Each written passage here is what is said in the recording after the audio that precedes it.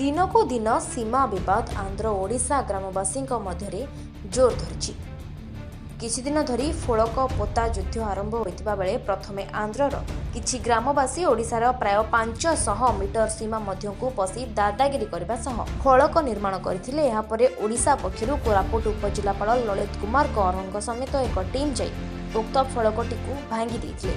तार एक सप्ताह परे पुणी आंध्रार दादागिरी जहाँकि अन्य एक फलक पोतिबा सह सीमांत गाँ सुनाबेढ़ा ग्रामवासी धमक चमक दे फेरी जाइथिले।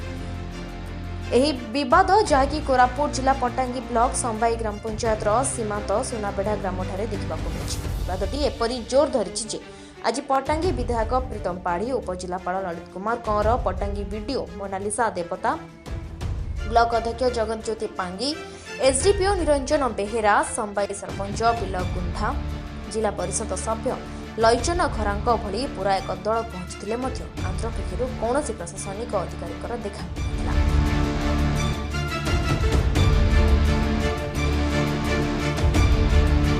एवं ओडिशा भीतर को पसी जो आंध्र फलक लगा जाइतिला ताको ओडिशा प्रशासन पक्षर भंगा जिबा सह पूर्वरु रहितबा सीमा निकटरे ओडिशा पक्षर एक फलक पोता जाइतिला।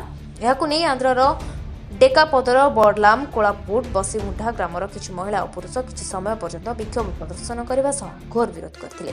एहा परे प्रशासनिक अधिकारी माने घटनास्थल को फेरी जाइतिले और फेरी जिबार सुजोग नै आंध्र ग्रामर ग्रामवासी पहुंची पाटी तुंड करबा सह रास्ता उपरे पत्थर पकाई रास्ताटी संपूर्ण अवरोध कर ओडिशा गाड़ी आंध्र को आसिबाकु देबु नै बोली चेतावनी दैथिबा सुनाबढ़ी ग्रामवासी प्रकाश करिसथि।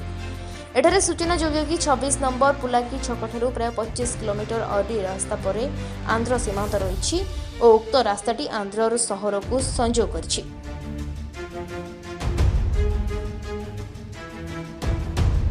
जेहेतु सीमांत अंचल ओडिशार सुनाबेढ़ा संबाई कुसुमा एमिति कि अधिकांश ग्रामवासी निकटर हेउथिबारु आंध्रर अरुकु सहर उपरे नितिदिनिया सामग्री ठारू आरंभ करी विभिन्न व्यवसाय उपर निर्भर करिथांती।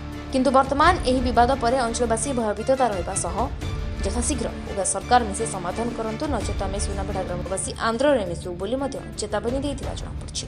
पटांगीरु जयसिंह पड़ासेठीଙ୍କ रिपोर्ट नजर टीवी।